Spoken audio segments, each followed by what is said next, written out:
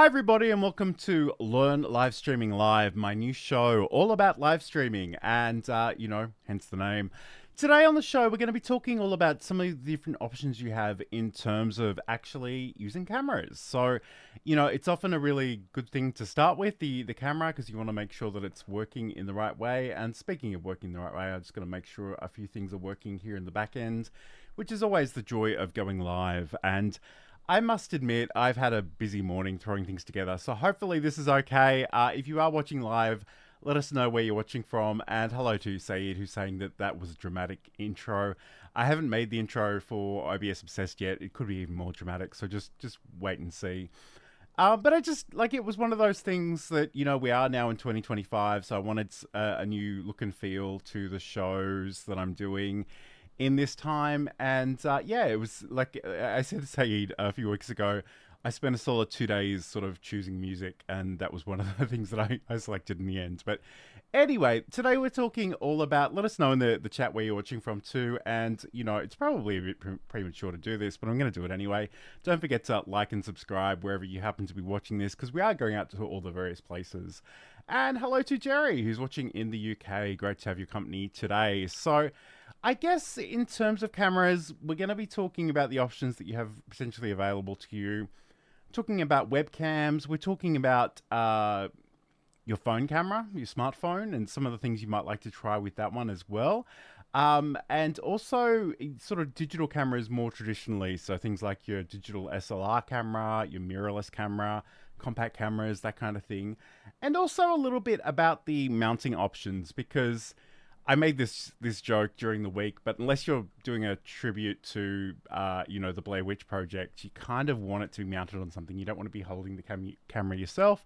Although that said, I'm probably definitely going to be holding a few cameras today as I show you some different things. But let's get stuck in, and I guess before we start talking about cameras themselves, it's really important to keep in mind that cameras capture with light. And at the end of the day, it almost doesn't matter what camera you're using if you don't have any lighting, and this could be natural lighting, this could be artificial lighting, but if there's no light to help you actually capture whatever it is you're trying to capture, that's going to be a problem. So if you are, if you're doing things in the daylight, often just positioning yourself in front of a large window is a good idea. You can also invest in some artificial lighting as well. I do use the Elgato key lights. I do like them quite a lot. And I've got two of those, and they're sort of both attached to the back of this particular standing desk that I'm using. I say standing desk. I haven't used it in a standing position in a little while, so I probably should do a bit more of that in the new year. But the great thing about that is that although the thing you have to keep in mind about that is the Elgato key lights actually work via the Wi-Fi. And Saeed eventually convinced me of something that I can do, in the sense that I'm physically connected to my network and my router, and even though I'm technically not actually connected to the Wi-Fi on this particular computer, I can still access those lights from here. And you can adjust the brightness, you can adjust the color temperature, so that's really cool as well. So just wanted to touch on that ever so briefly. So let's talk about some of the options that we have in terms of actually going live or recording videos. So web cameras are probably the easiest option. So there are all kinds of ones out there. I couldn't actually find all of my gear today. I need to be a little bit more organized moving forward, but let me just reach down and grab something over here. This is actually the Elgato Facecam. I'm sure some of you probably use this or something similar to this. It's a USB web camera. The great thing about the Elgato cameras is that they don't actually have microphones built into them. And I know some of you might be wondering why that would be a good thing. But the thing is, when it comes to audio, you really want the microphone much closer to you than you want the web camera, unless you're really going for some incredibly dramatic shots. So 9 times out of 10, if I were to have my camera a meter away from me to sort of capture the things that I want to capture, that's going to be far too far away from my mouth to really capture decent audio. So in some ways, that's great. And the other camera that I would have shown you had I actually located it was the Logitech C920. And I started with that. I think it's an okay option. I must admit, by 2025 standards, I don't know that the image quality really stacks up. But if it's all you've got, by all means, start with that.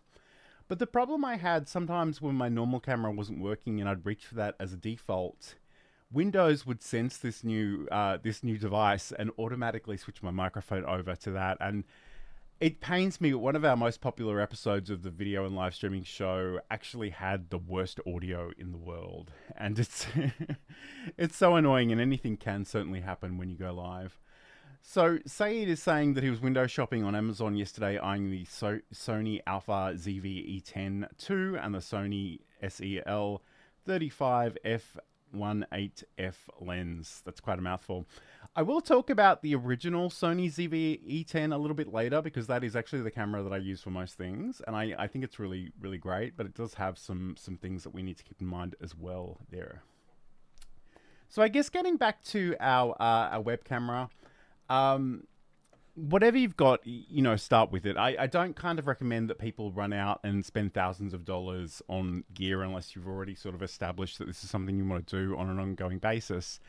But what I do want to do, and I'm doing this in the background, I'm just going to bring up a second version of OBS portably that I can show you some stuff. I think it might be this one. I've got so many versions of OBS on my computer, it's kind of ridiculous. Needs to be a little bit more organized. And I kind of want to just show you how you can bring in a webcam into OBS, because that's going to be the other part of today's program. And what I'm going to do, I'm going to start a new scene collection, and I will just say video demo. And let me share my screen so you can see what I'm doing. Okay, so this is OBS Studio. I'm just going to grab this webcam. And I guess the other problem I have is that I have a very limited space to work with here, and in conjunction with the green screen, there are only so many places I can point this second camera without picking up everything in the world. And the other thing too is the face cam actually holds its settings in a little bit of memory inside the camera itself. And the last time I used this camera, I actually used it as sort of a doorbell camera. I was expecting a package from Amazon, of all places, and I just wanted to make sure I didn't miss the front door, because I work at the back of the house and I don't always hear people when they come. So I did that. So there's a really good chance the exposure options in here are going to be all over the shop. So what I might do, I'm just going to open up the Camera Hub software that comes with this. This is actually the same software that that operates the prompter. So if you do have an Elgato prompter, this is a really cool place to be.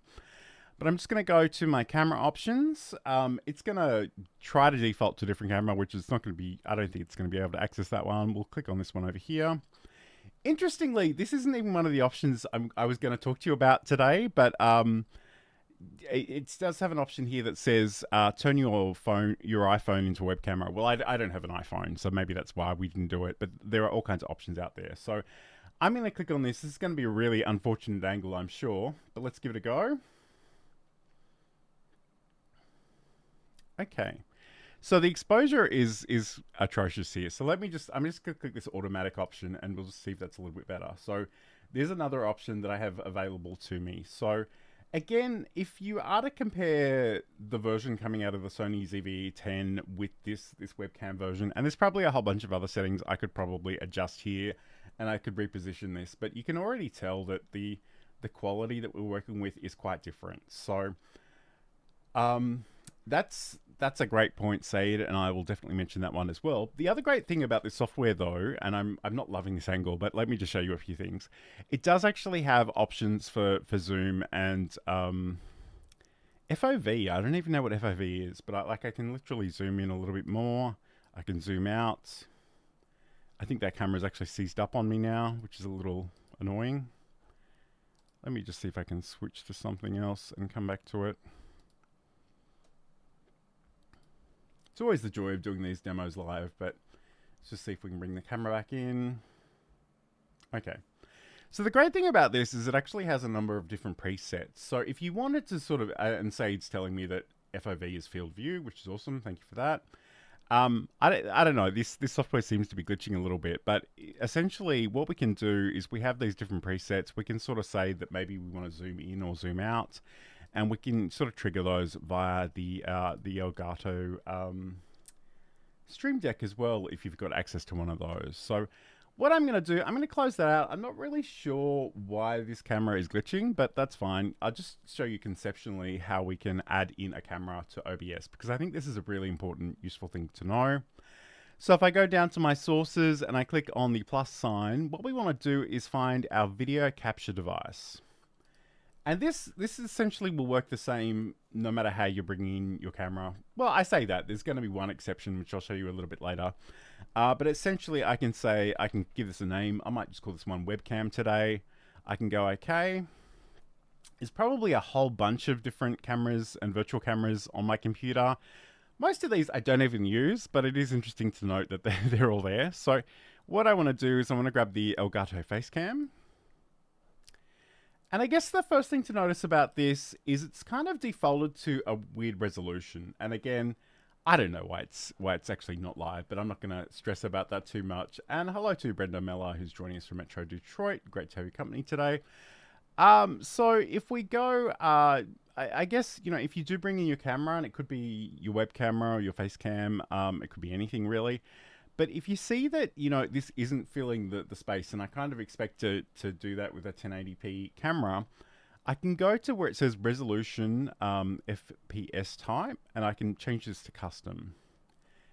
And here we have a few different options. So I can hit this drop down, and in this case, I'll go 1920 by 1080 because that's what I'm pretty sure I'm working with.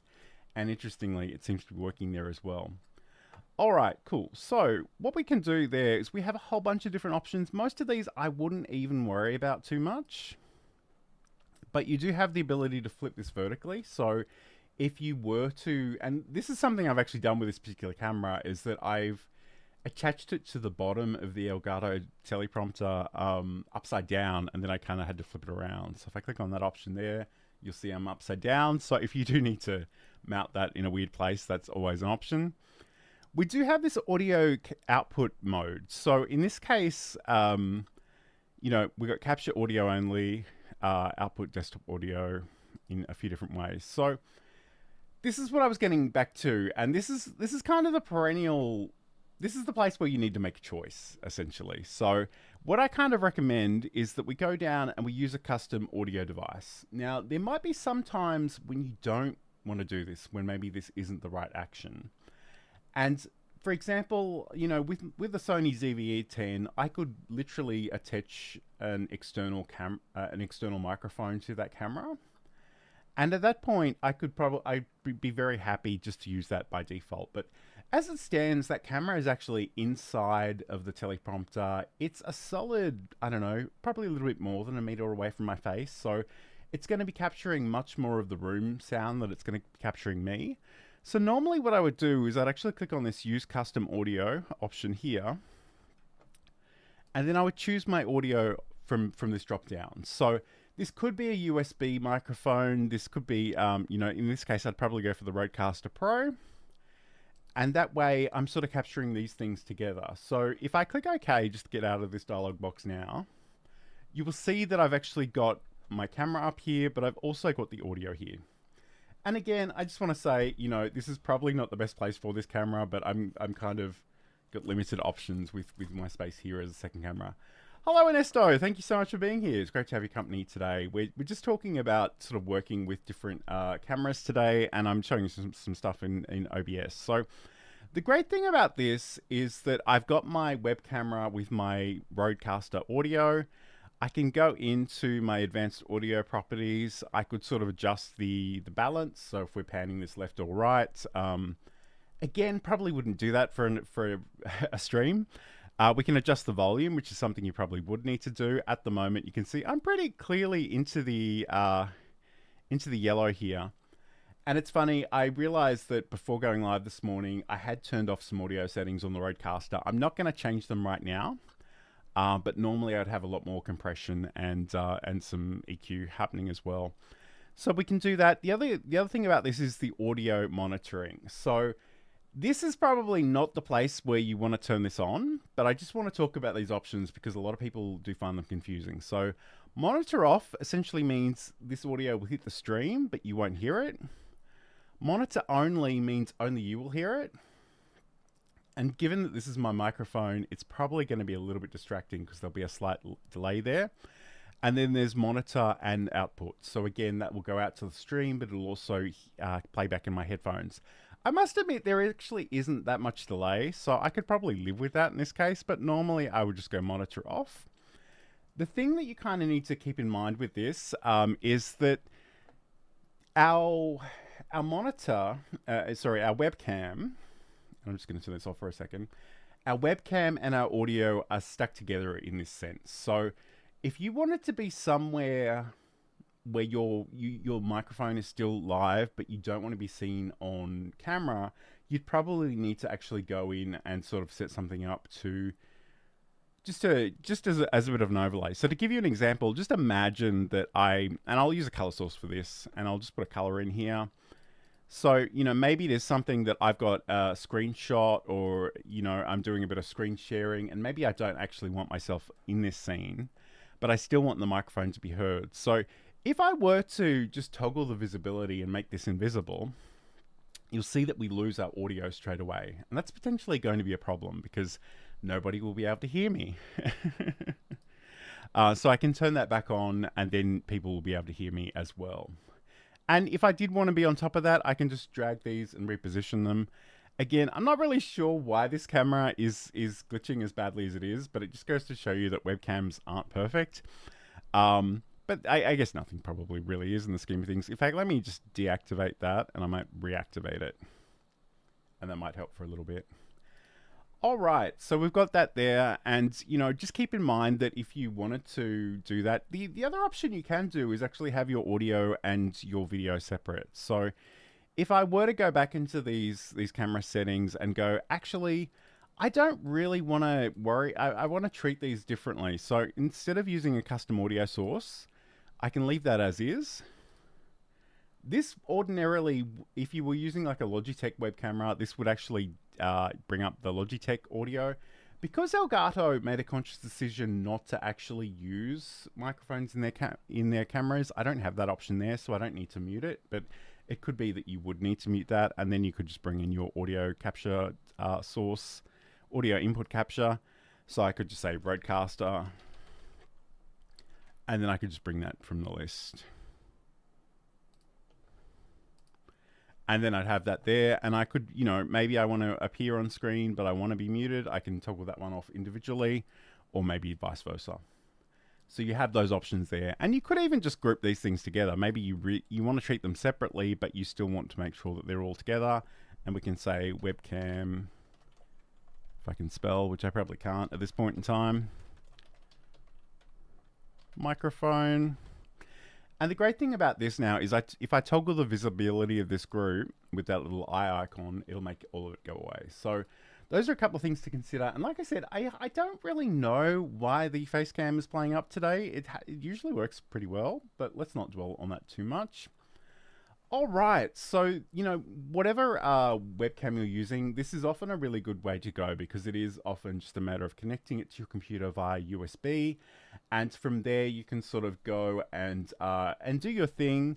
And you can bring that into any kind of software. Like, obviously, I just showed you in OBS, but you can do that in StreamYard and Restream and, Zoom and Microsoft Teams and all of the options that we have available to us. So just because I need to take a sip of coffee, I'm going to throw to this really quickly. Hi, I'm John Lacey, and in Build a Presentation Muscle, I want to talk about finding your voice, refining and sharing your message, using tools and technology to share that message, and looking after yourself as a creator. And that's a promo for my podcast, Build a Presentation Muscle, which you can learn more about over at johnlacey.com. And if I was on the right page of my screen, I could probably do something like this and have that wonderful banner pop up. Okay, cool. So I guess, the downsides of web cameras is that often they don't necessarily bring you the same quality. And I know some people have a lot of feelings about that. Some people think they're fine, and I'm so spoiled by my Sony ZV-E10 that it's actually very difficult for me to go back to the quality of a webcam. But I guess the other thing too is, as Saeed sort of points out, is that sometimes there'll be webcams built into laptops. There certainly was one built into my new laptop. And Saeed writes, if you're using a notebook, I'd always recommend an external camera. This way you can position the display and the camera independently. Yes, absolutely. And I guess that's the thing. At the end of the day, built-in cameras, they're not always the greatest quality, but they're also often just in a really weird place. You'll be looking at your screen rather than looking at the camera. And I think anyone that's been here for a hot second knows that I love my teleprompter, and I've got the Elgato prompter at the moment, but I have used a DesView one in the past, and I think they're amazing. It's somebody else in the audience who might be catching the replay actually was telling me that I think it's Plexicam actually had a bit of an Indiegogo campaign for a little webcam holder that actually attaches via magnets directly to your monitor, so you can sort of position that wherever you like, and you can do that as well.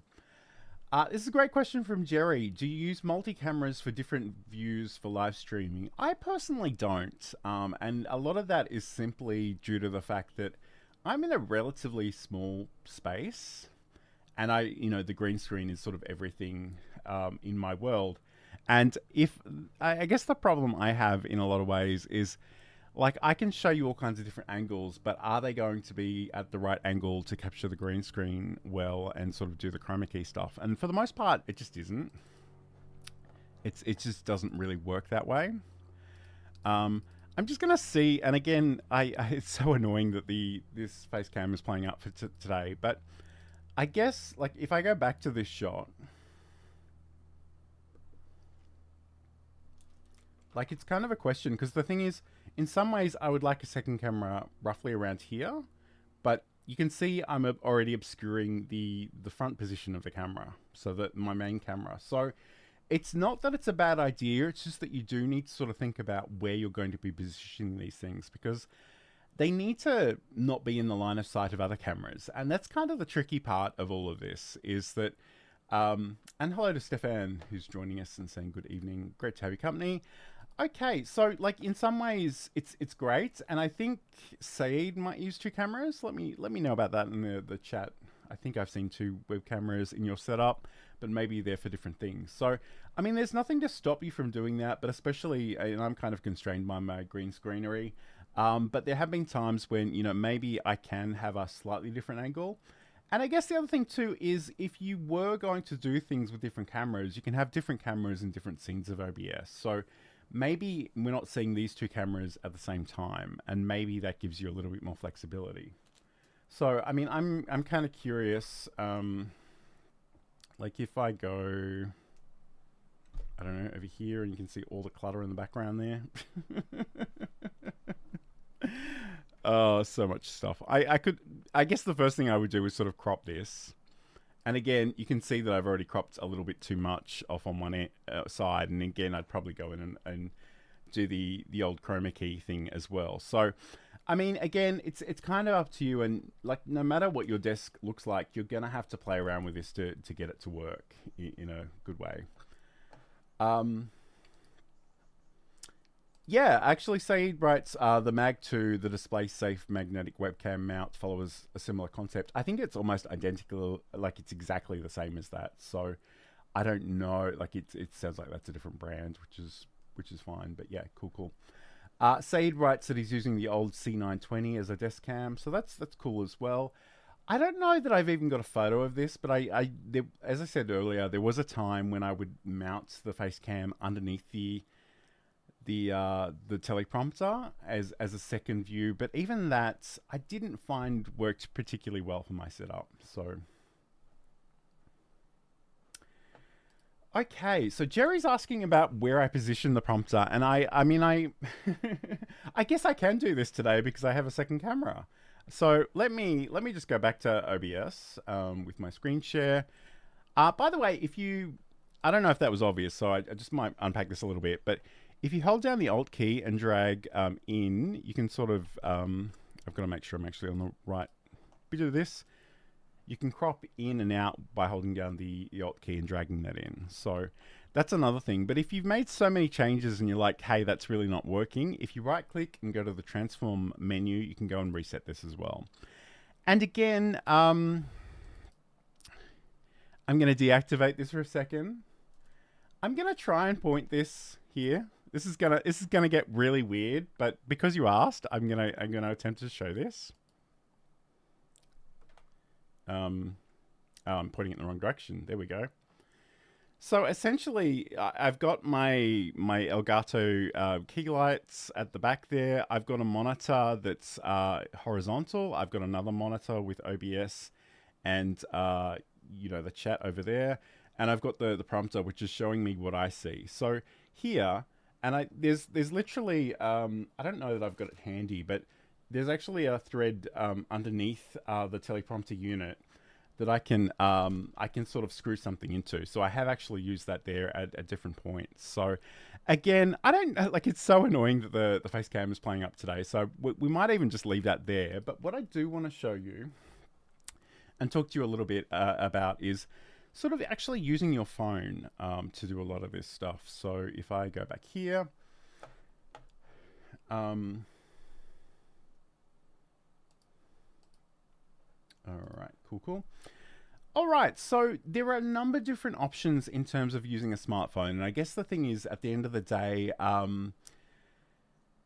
the phone that you have access to, the one that's in your pocket, is often really decent quality, and it's potentially another good option as well. So there are a bunch of different ways. I tried a few of these during the week, and the one that I want to sort of talk about and show you today is called Droid Cam, and I'm going to actually have to attach my phone and get this going to show you how it works.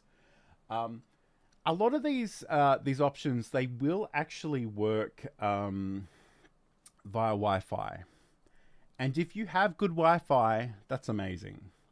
But if you don't, that can be a problem. And I definitely don't have good Wi-Fi. I'm at the wrong end of the house, and I did have a second Wi-Fi sort of extender network for a little while that worked reasonably well, but it kind of died, and I don't know what's going on there. But essentially, and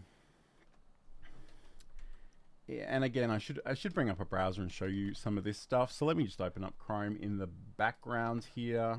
I've already got it open. Let me drag it over here. So let's talk about Droid Cam, and there are other options. I'm kind of blanking on what they are right now, but there was, I mentioned a few of them. I guess you can actually use a phone, like with Video Ninja, so that's an option as well. But in this case, Droid Cam, and despite the name, there is actually an iOS version as well, so just keep that in mind.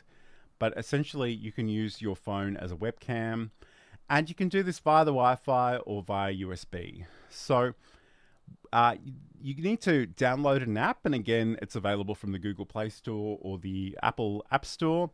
You can also install the Droid Cam client on your computer, or you can actually download an OBS plugin. So I'll talk about that in a second, and we can link the phone app and the computer client. And it's probably worthwhile actually looking at some of these instructions. I'll basically talk you through it. I really wanted to make a complete video about this, but I just haven't had time this week. But let me just talk to you about it. So essentially what you need to do once you've actually got this installed on your phone, in this case I have sort of tethered by a USB camera, so I can go in here and I can select my options. I can choose between the front and the back camera. So today I'm going to use the front camera. It's probably not the way to go, but just so that I can see what I'm doing. And again, this would have been a great opportunity to use a proper little mini tripod for this, but I'm just going to roll with it.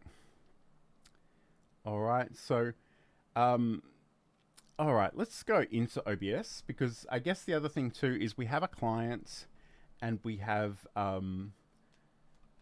that's a great point, Stefan, actually. I'm going to bring that one up. Okay.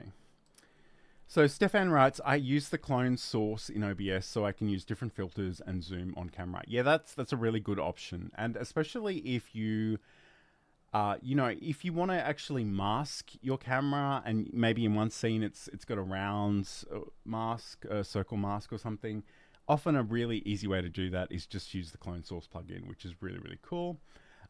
Saeed is mentioning these other options. Epoch Cam, which I think was the iPhone version, Camo, which is something I did try during the week. It does have a free version. The nag screen was kind of annoying, and I kind of stopped using it for that reason. But you know, that's certainly an option that's out there. So what I'm going to do, I'm just going to open up the Droid Cam client on my computer just so that I can show you how this works. All right. So the first thing to note about this is that this will look incredibly familiar to some of you, even if you've never used this program before. So let me just show you this. So this is very clearly modeled after OBS Studio because we have our sources and we've got our audio mixer down here. So what I can do is I can go click to add a device, and it's going to ask me, you know, what camera, what phone I want to use. In this case, I want to use this one, which I've attached via USB. It's got an option to enable audio. I'm not going to do that right now. I'm just gonna click add device, and essentially, I've got my phone here. And again, the thing I said earlier about not holding your phone definitely applies here. So it's probably a good idea if you think a little bit ahead of time how you want to do this. But the great thing about this, and you can see my ceiling there, which is great. I might even just put that down there for the moment. And the great thing about this is you can just sort of bring this shot into other software, which is really, really nifty. So that's cool. And again, potentially you could do some stuff with your audio mixer as well if you want to bring that in. But let's go back to OBS because I think that's the place that I kind of want to use it. And there is a plugin for this specifically. So if I go back to droidcam.app and I think just /OBS, this is a plugin for OBS. It'll tell you how this works, which is really nifty. We can sort of download the plugin and install the plugin.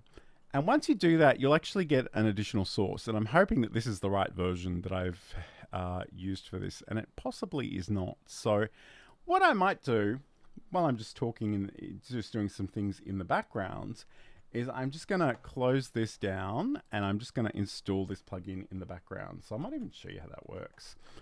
All right, so I'm going to go to my my downloads, and this is pretty much the same for most plugins. If it doesn't have an installer, you do need to sort of copy and paste some stuff in there, which is usually pretty nifty. In fact, in this case, it looks like this does have an installer. So let me just bring that up.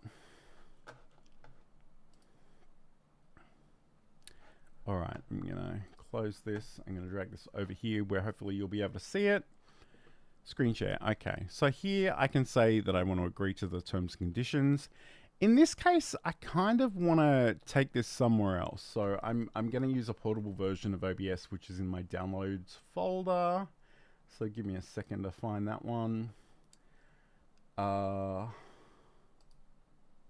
Let's say there. Okay, cool. And we've got the ability to add the Android USB support and the Apple USB support. I don't have any Apple devices. I probably could turn that off, but I'm not going to. We can install that and we can go from there. So now if I bring back my portable version of OBS, wherever that's, let me just find that for a second and open that up again. Actually, it's not in that folder. I've got to go up a level. This one here. And I'll just open that up now. So now I'm back in OBS. I've installed the plugin. It's quite straightforward, especially with that installer. I'm hoping this will work well because this is a portable version running, but I think it should be okay. It could make a liar out of me here because normally we would have a Droid Cam option here. So maybe I haven't done that in the right way. Maybe I do need to actually go and find that. But I think what I can do, and I probably shouldn't do this in real time, but I'm going to give it a go. So what actually happens in OBS is that you you get this new option called DroidCam OBS. So if I click on this one here, I'm just going to hold the camera somewhere. All right, so I get these options here. So what I can do is I can adjust the resolution, which I probably want to try for that. I don't know if that's going to work, but we'll give it a go. We want to use the options over here. So I'm going to refresh the device list because there's a really good chance that this wasn't connected when I did this. I pick my phone from the list and I go activate. And it's not showing me anything yet, but I'm going to go okay. Okay, so I guess the thing I forgot is that I need to actually come in here. In fact, I'll go back to this non-screen share option. So the thing I will note about this is for whatever reason, it's actually made this tiny and off my canvas. So I'm going to reset the transform. That's kind of weird. Let me try that again. Okay, so I'm going to reset that. You're killing me here. It was definitely working before. So I'm going to deactivate it. I'm going to reactivate it. I'm going to go in and just see if I can edit this transform. Position, I will go, I don't know, 100.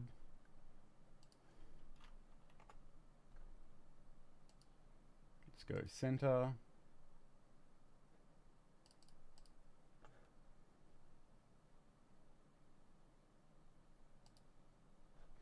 I legitimately can't see this here, which is so annoying. What's going on?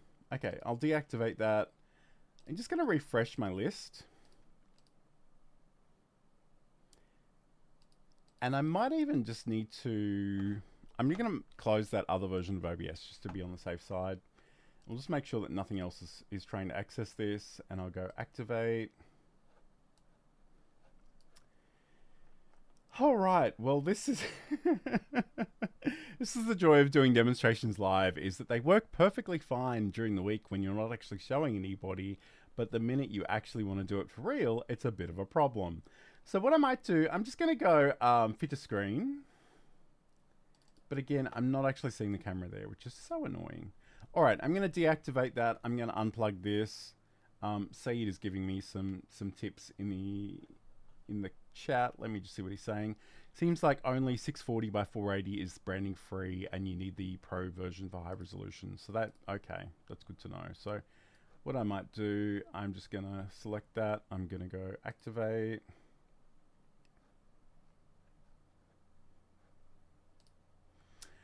All right, well, unfortunately that's a massive failure that is not working at all. So I swear it did work during the week, and it's so annoying that I actually, you know, I don't have that to show you. So I'm going to just get rid of that source for the moment. So it is possible, I assure you it's possible, and I'll try and make a proper video of that later on, but it is important to keep that consideration in mind. So Saeed writes that it seems like only the 640 by 480 is branding free, and you need the pro version for higher resolutions. So I don't know why that doesn't work. It seems to be a great day for things just not working, which is always the case in live streaming, and you really do just need to roll with it. So let's talk about some of those digital cameras. So Saeed writes, if I can get a decent DSLR for $299, I'll switch. Otherwise, a good webcam is more than enough unless you're streaming or video conferencing in 4K. I think that's fair. All right, so the thing about the digital cameras, there are a lot of them and they all have different features and options. It's a really good idea to actually go in and read the manual. And I know some people hate when I say things like that, but it really is a good idea. The thing about the digital cameras is that some of them may actually give you some streaming options via USB. Some of them you may need to do things with HDMI out. And if you are using HDMI out, you'll need some sort of capture device to actually get that from your camera into your computer. And the one that I've been using for probably 2 years at this point is the Elgato Facecam 4K.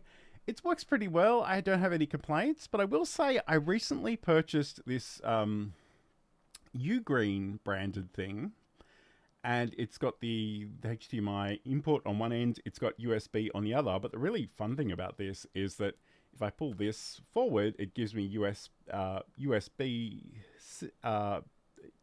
the two different options here. So the USB-C, and I want to say that's USB-A, but I'm probably wrong. It might be USB-B.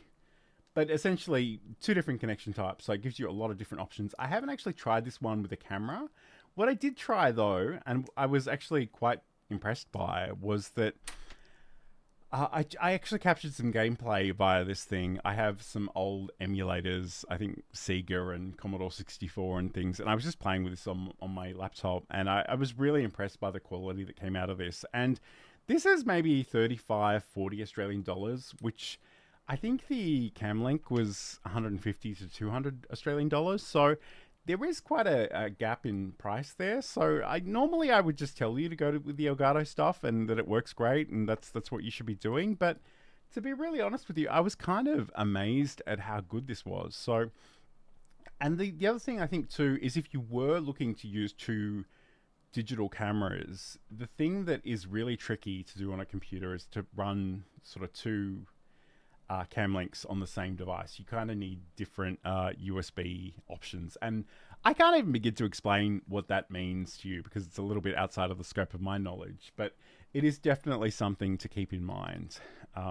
So having a different branded option as a second option or a backup, or they're super portable too, so I could even just throw this in the laptop bag and take it with me wherever I want it to go. And again, you can bring it into your software in the same way that you do anything else. I do want to reflect a little bit on the Sony ZV-E10, which is the camera that I use. And it's a great camera. It's really cool. And a part of me wants to run out and just buy a second one to have on standby. But it does have its quirks. And I think no matter what camera you get, there will be things that you'll need to experiment with and learn about. So this does actually have a USB streaming option, but it only streams in 720, which is a lesser resolution than the HDMI output. But also the workflow of it was kind of annoying for me because I had to unplug the cable, I had to switch a setting on the back, I had to replug in the cable, and I'd do that every single time. And especially once it was mounted in the prompter, that became just like too hard and too much work. So now, essentially, I have it connected via the cam link, and I come out of, I think it's like a mini HDMI to a normal HDMI, and the cam link brings that into the computer, and I can just bring that into whatever software I'm using at the time. So there is that. I guess the other things to consider with digital cameras is that, how are you powering them? Because if they're working off batteries alone, those batteries may run down, especially if you're doing a really long stream. Again, I've got a little bit of a power adapter that pretends to be a battery, but actually is powering via normal electricity outputs. And that's been really, really useful for me. And I guess we need to talk about mounting options as well. So it's like I said, you've seen me handhold a lot of cameras here today. It's not a great look. So it's often a really good idea if you can actually go and grab something that you can mount things on. I'm really showing the limitations of my green screen today. But anyway, so this is the Elgato mini mount. I swear I'm not sponsored by Elgato, but I am a bit of a fanboy. So this is really cool. And you can mount things on here. You could put a phone on here if you've got the adapter. You can use any kind of mini tripods. And I find that you can never have too many mini tripods because they'll all be at slightly different heights and things. So they're relatively inexpensive. Just grab a few, make sure they're handy. But I guess the other thing, and you may have seen this when I sort of showed the prompter before, is that the Elgato key lights have their own poles, and I've actually attached multi-mounts, and I think it's called the Strong Arm one, and it actually sits underneath the teleprompter. It holds the teleprompter, and the teleprompter actually holds the camera. But again, that depends very much on the camera that you have, because if you have a single lens reflex camera, DSLR camera, and it has a really heavy lens on it, or a really long lens on it, you have to think about all that weight. It adds up very quickly. I don't know off the top of my head. I have a feeling that the multi-mount can support up to 3 kilos. Probably need to do my research on that. Don't take my word for that one. Definitely go and look it up. But you will need to think about, you know, how much capacity do these things actually require to make sure that they can be held up. So, and the other thing about that is that it's a really good idea to have your stuff set up in a permanent location if you can. And I know this is something not everybody can do, but I think it's really worth exploring, because I think one of the biggest stumbling blocks for content creators is simply that any kind of friction can stop you from creating something. So for me, I turn on my lights, I hit the switch on the camera, and then I'm ready to record or go live. And it's really like, it happens in maybe a minute. And I think that's really important. And I do see people with portable kits, and they have to set everything up and then tear it down again at the end of the session and do that again. And I get tired just by watching people do that sort of stuff. I mean, if you have to do it, by all means do it. But I think if you do have a more permanent home for your stuff, it can work a lot better. Okay, Ernesto writes, I'm using an OSB, an OBSBot Tiny 2 Lite. Looks good for a webcam, 4K to 30, 1080, 60p that can zoom in and out. Yes, that can be really, really cool. Saeed writes that the small rig mounts are pretty decent and affordable. I use one for my camera, and it even has an extra arm. I paid around £40 for it a few years ago. Or €40 probably, because I think Saeed told, yes, €40. If it looks like a C, it looks like a backwards E. I think it's a euro.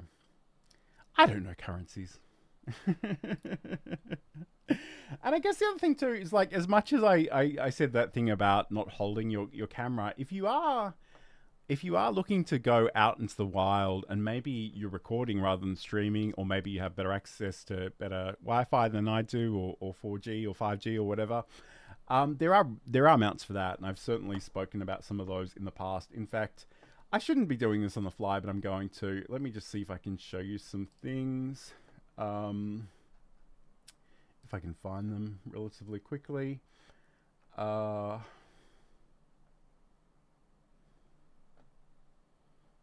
I probably can't, and I probably should have been more organized, but it is what it is at this point. But essentially, there are little cages, and the one I actually got is from Small Rig, and it's really nifty. It can hold a phone. It has all the cold shoe attachments, so if you want to put a microphone on there or additional lighting, that can work really well as well. I don't think I've got those photos handy, but they certainly can be seen in the Learn live streaming newsletter if you go to a previous edition, so you can definitely check that out as well. So I kind of want to thank you all for being here. This is kind of my first solo show for 2025. Clearly not everything has gone according to plan, because I couldn't for the life of me get the Droid camera to work. So I'm going to try one more time, just in case there was a glitch in the Matrix. And I'm just going to see if I can add this in here. And again, I know Saeed recommended putting the Wi-Fi IP directly into here, but my whole thing is that I kind of wanted this to be via USB and nothing else. So I'm kind of doing that at the moment. I have a weirdest feeling that I just need to press something on here to make this happen. I'm not really sure. In fact, I'm gonna turn off the connection. I'm gonna deactivate it. I'm going to restart it, and I'm going to activate that, and it's still not doing anything. I can actually see it, and like, it is, for whatever reason, it's making it tiny, and I can't seem to resize it in OBS, which is very irritating. I'm going to try a different resolution.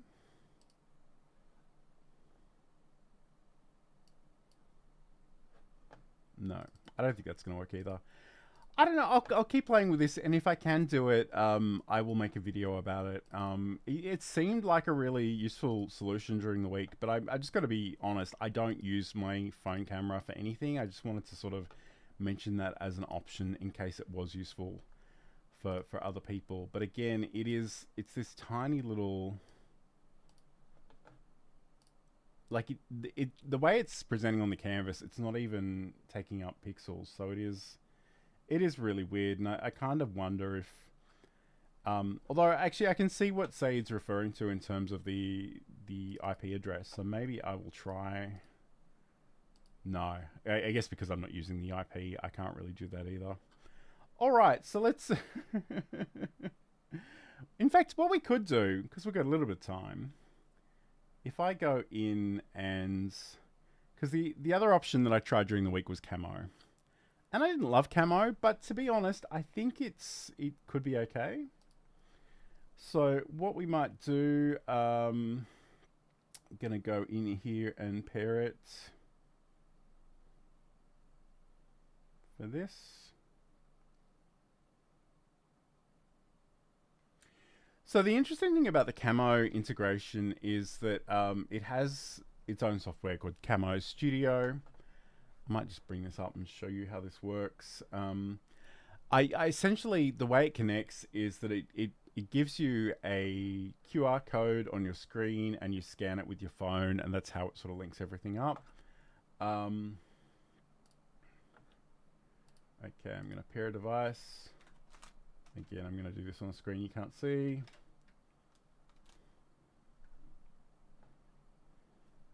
It's saying it's found it.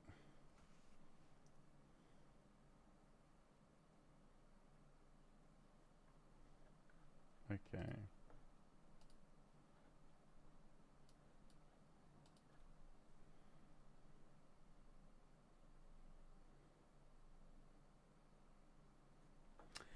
And the problem is, like, it's definitely a paid tool, and it's sort of nagging me constantly to upgrade, but which I didn't personally enjoy. But let me just see if I can grab my phone.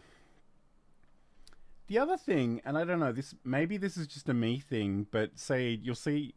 In fact, I'm kind of reluctant to show this because it's honestly ridiculous. But if I share this briefly, it's insanely zoomed in, and I couldn't for the life of me figure out how to zoom out. And I'm holding this camera a solid meter away from myself, so I have no idea what's going on there. So I guess it looks like there are some focus options. There's some zoom options. I don't think I can go 1920 by 1080. I think I do need to actually upgrade for that. Yeah. Oh no, actually no. It looks like it will let me, but it's just saying that it's probably overkill for most things, which is probably fair enough.